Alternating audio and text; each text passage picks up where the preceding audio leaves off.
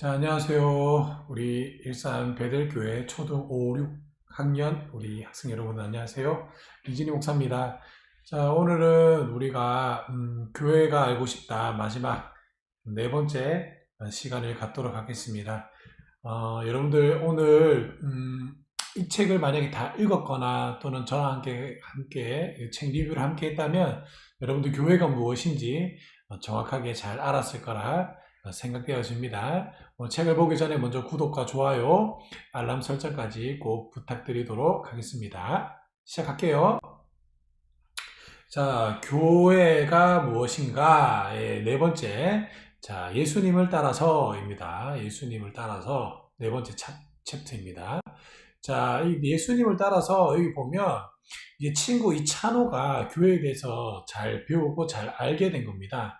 그래서 이 찬호에게는 이제는 다윗 선생님이 왜 존재해야 되는지 알았고, 교회가 건물이 아니라 교회가 신앙적, 사도적 신앙 고백을 하는 사람들의 모임이라는 사실을 이제 찬호가 알았어요. 그리고 교회가 어떻게 나아가야 되고, 교회란 무엇을 해야 되는지도 알았다는 겁니다. 그래서 사람들에게 찬호가 사람들로부터 붙은 별명이 있어요. 뭐냐면 교회 박사입니다. 이 박사라는 게 뭘까요? 이 박사라는 건 어떠한 분야의 전문가를 박사라고 이야기합니다. 이 찬호에게 붙은 별명이 바로 교회 박사인데요. 찬호가 엄청 많이 변했다는 걸 알 수 있죠. 처음에는 교회가 뭔지를 몰랐다가 이제는 교회가 무엇인지에 대해서 너무나도 잘 아는 그 전문가의 수준에까지 도달했다는 겁니다. 자, 그런 찬호에게 이제 마지막 고민이 있는데, 박사로서 계속 그 길을 갈 것인지 아니면 지금의 삶에 만족할 것인지에 대한 신앙적 갈등이 오게 되었다는 겁니다. 신앙적 갈등이 오는 게 당연한 거예요. 왜냐하면 우리가 신약 성경을 쭉 읽어보면 예수님께서 처음 베드로, 그 다음에 야고보, 요한, 안드레를 불렀을 때 그들이 어부였다가 그의 인생이 점점 예수의 길을 따라가는 사람으로 바뀌게 되는 그런 장면을 보게 됩니다. 찬호도 마찬가지였어요. 찬호도 처음에는 신앙이 없는 사람이었다가 그냥 엄마에게 마지못해 교회에 다니는 학생이었다가 이제 점점점 송 목사님과 함께 대화를 하면서 그의 신앙이 넓어지는 것을 보게 된다는 겁니다. 이 넓어지는 게 굉장히 중요한 거예요. 우리 모두가 그렇습니다. 처음에는 갓난아기로 태어나서 어떻게 될까요? 젖을 먹고 또 엄마와 또 많은 사람들의 보살핌과 사랑을 받으며 시간이 지날수록 점점점 성장하게 됩니다. 자, 이 성장하게 되는 건 당연한 자연의 법칙이라는 겁니다. 자, 그래서 오늘 우리가 알아야 될 거는 이 찬호처럼 교회의 박사의 길을 가게 될 것인지 아니면 옛날 그 모습으로 남게 될 것인지 고민을 하게 된다는 겁니다. 자, 그런데 이제 찬호는 그래도 옛날의 모습이 아닌 지금처럼 하나님을 좀 더 알게 되는, 예수님을 좀 더 알게 되는 그 길을 선택하게 되고 예수님이 걸어갔던 그 길을 이제 따라가게 된다는 겁니다. 자, 우리가 그림을 보다 알 수 있듯이 예수님이 길 위에 서서 이렇게 우리를 부르고 계신다는 겁니다. 그러면 저와 여러분들이 걸어가야 할 길은 예수님이 먼저 걸어가신 길이라는 겁니다. 길에는 넓은 의미가 있어요. 그 사람의 발자취를 따라간다, 나를 안내해준다, 뭐 여러 가지의 의미가 있는 이 길이라는 단어를 목사님은 참 좋아합니다만 길이 굉장히 중요하다는 거예요. 그래서 마가복음에는 이 예수님을 길로 표현하고 있다는 겁니다. 우리 오늘은 이 책에 대해서 조금 더 찾아보도록 하겠습니다. 마태복음 4장이에요. 마태복음 4장 23절에 무슨 말씀이 있냐면 이런 말씀이 있습니다. 예수께서 온 갈릴리에 두루다니자 그들의 회당에서 가르치시며 천국 복음을 전파하시며 백성 중에 모든 병과 모든 약한 것을 고치시니니 이렇게 있습니다. 자, 예수님의 3대 사역이 있어요. 먼저 가르치시고, 두 번째 전하시고, 세 번째 치유하시는, 이걸 예수님의 3대 사역이라고 얘기합니다. 자, 이 3대 사역을 하나씩 먼저 보도록 하겠습니다. 예수님의 3대 사역 가운데 첫 번째가 뭐냐면 바로 말씀입니다. 이 말씀은 성경이에요, 성경. 우리가 성경을 읽어야 되는 이유가 뭐냐면 하나님이 우리에게 뭐라고 해주시는 말씀이 기록되어져 있는 겁니다. 쉽게 얘기해 볼까요? 우리가 개미에게 이야기를 아무리 사람적인 언어로 이야기하면 개미가 알아들을까요? 네, 전혀 알아듣지 못합니다. 그러면 사람이 개미에게 말을 하려면 어떻게 하면 알아들을 수 있을까요, 개미가? 그렇죠. 사람이 개미의 언어를 쓰면 됩니다. 그럼 성경이 뭘까요? 성경은 하나님이 사람에게 보낸 메시지예요. 하나님이 사람적 언어로서 풀어 쓴 메시지라는 겁니다. 그걸 다른 말로 뭐라고 말하냐면 계시라고 이야기하고 있다는 겁니다. 그걸 우리는 또 다른 말로는 말씀이라고 얘기하죠. 우리는 말씀을 배워야 돼요. 말씀을 공부해야 돼요. 이 말씀도 두 가지의 말씀이 있습니다. 첫 번째는 캐리그마 적이라고 해서 선포되어지는 말씀. 이건 설교나 또는 우리가 지금 이렇게 영상을 보면서 나누는 것들, 이걸 캐리그마, 선포된 말씀이라고 얘기하고, 또 로고스 말씀이라고 있습니다. 이 로고스 말씀은 기록된 말씀이라고 이야기하기도 합니다. 따라서 말씀에는 몇 가지 종류가 있다? 두 가지의 종류가 있다는 겁니다. 그래서 목사님이 하이델베르크 교리, 눈으로 보고 귀로 듣는 큐티에도 보면 이 하이델베르크 교리 문답에 있어서 사람이 하나님의 말씀을 가장 잘 들을 수 있고 잘 깨달을 수 있는 방법이 무엇입니까? 라는 그 질문이 있어요. 근데 거기에 답변이 뭐라고 이야기하냐면 말씀이라고 얘기합니다. 다른 말로 하면 설교라고도 이야기를 하고 있다는 겁니다. 자, 그렇다면 여러분들은 말씀을 잘 배워야 돼요.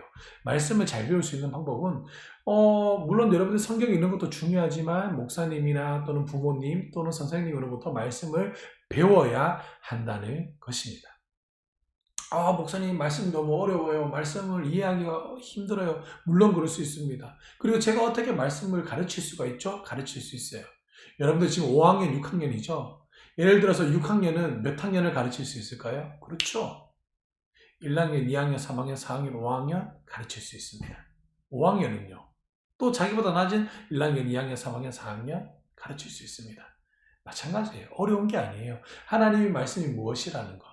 여러분들이 이때까지 보고 듣고 배웠던 것을 가르쳐주면 된다는 겁니다. 어려운 게 아니에요. 여러분들 에덴 동산 이야기 같은 것도 말씀을 가르칠 수 있는 겁니다. 말을 전하는 게 가르치는 거예요. 자, 두 번째가 뭐냐면 바로 전도입니다. 전도. 예수님께서 마태복음 4장 23절에 보면 예수께서 온 갈릴리에 두루다니사 그들의 회당에서 가르치시며 두 번째 천국 복음을 전파하셨다라는 겁니다. 여러분 친구에게 교회 가자 이런 말도 물론 맞고 좋은 말입니다. 하지만 여러분들이 이걸 삶에 좀 실천했으면 좋겠어요. 목사님 교회 가자 이런 말은 별로 안 좋아해요. 목사님은 여러분들의 행동으로서 예수의 사랑이 좀 친구에게 나타났으면 좋겠습니다. 하나님을 사랑하는 사람은 뭘도 사랑한다? 이웃을 내 몸과 같이 사랑한다는 거죠. 만약에 내 옆에 있는 친구가 다리가 다쳤어. 그러면 책가방 대신 들어주는 거예요. 집에 같이 데려다 주는 거예요. 이런 거. 그리고 나에게 1,000원이 있어. 근데 친구가 배가 고프대. 그러면 나 500원짜리 하나 사먹고 친구에게 500원짜리 하나 사서 나눠 먹으면 되는 거예요. 그런 사랑. 여러분들 그런 거 해주면은 친구에게 교회 가자 이런 말 안 해도 당연히 저 친구는 어떻게 해서 저런 극한 상황에서도 이런 행동을 할 수 있을까 궁금해한다는 거예요. 궁금해한다는 거. 따라오게 된다는 겁니다. 목사님은 지금은 하이패스 때문에 톨게이트를 그냥 지나가는데 옛날 같으면 하이패스가 아닌 톨게이트를 지나가면 돈을 주고 거스름돈을 받을 때 꼭 이런 말씀을 했습니다. 예수 믿고 천국 갑시다 이런 말을 그냥 웃으면서 꼭 했어요. 이게 뭐 그 사람에게 도움이 될지 안 될지는 모르겠지만 어쨌든 나는 그 사람에게 예수님에 대해서 한 번은 이야기를 해주는 겁니다. 여러분들도 그런 게 삶에 좀 나타났으면 좋겠어요. 그게 두 번째예요. 자, 세 번째가 뭐냐면 세 번째는 예수님께서 백성의 모든 병과 모든 악한 것을 곤치시나니 라고 되어 있습니다. 곤치는 거예요. 자, 누구든지 병자에게 손을 얹은지 기도한 즉 나으리라 라는 말씀이 있습니다. 여러분들 말씀에 그냥 먹고 그 다음에 병자를 위해서 기도하면 낫게 된다는 겁니다. 그런 기적이 있다는 거예요. 여러분들이 아픈 사람을 위해서 반드시 기도해 보세요. 그럼 하나님이 들어주십니다. 안 들어주면 병원 가면 되지. 겁낼 필요 없어요. 내가 낫게 하는 거 아니잖아요. 목사님 내가 기도했는데 안 낫으면 어떡해요? 여러분들이 주체가 되는 게 아니잖아요. 낫게 해주시는 분은 하나님이잖아요. 기도해보고 안 낫으면 병원 가면 돼. 부끄러울 게 아니에요. 중요한 건 내가 그 사람을 위해서 기도했다는 게 중요한 거죠. 두려워할 필요가 전혀 없어요. 목사님도 자녀를 키우는데 아프면 배에 또는 머리에 손을 쥐고 기도해 줍니다. 안 나왔으면 약 먹으면 돼. 괜찮아요. 그렇게 하면 된다는 겁니다. 자, 그래서 이 세 가지인데 이 세 가지를 하는 사람은 그리고 이 세 가지를 교회는 해야 되고요. 그렇게 했을 때 그림에도 나오죠. 뭡니까? 예수의 길을 따라가는 겁니다. 예수의 길을 따라가는 거예요. 그러면 교회가 궁극적으로 해야 될 건 뭐냐면 예수님이 누구인가를 가르치고 예수님이 걸어갔던 길을 걸어가게끔 만들어주는 게 교회라는 겁니다. 그게 교회예요. 여러분들 신앙적 이유를 하는 게 신앙생활 하는 이유가 거기에 있다고 해요. 여러분들이 잘 기억하시길 바라요. 여러분들 알겠죠? 자, 이제 마지막 시간에 마지막 질문입니다. 한번 생각해 봤으면 좋겠습니다. 예수님께서 이 땅에서 하신 중요한 게 세 가지. 뭡니까? 적어보시고. 지금 내가 불쌍히 여기고 도와줘야 할 사람은 누구인가요? 여러분들 몸으로 실천해 보길 바랍니다. 머리는 차갑게, 마음은 어떻게, 가슴은 뜨겁게. 그래서 여러분들 머리가 하나님 말씀을 알았으면 실천해 보세요. 우리 실천할 수 있는 귀하고 복된 자들이 되기를 주님의 이름으로 간절히 축복하고 소망합니다. 우리 주일날 또 만나기를 바라고요. 또 참고로 오는 주일날부터는 19일이죠. 오는 주일부터는 이제 오프라인 예배가 됩니다. 하지만 우리 주일 학교는 안 돼요. 그렇다 하지라도 우리 오전 11시에 목사님과 함께 라이브로 예배를 함께 드리도록 하겠습니다. 우리 유튜브로 또 라이브 예배로 만나기를 소망합니다. 안녕!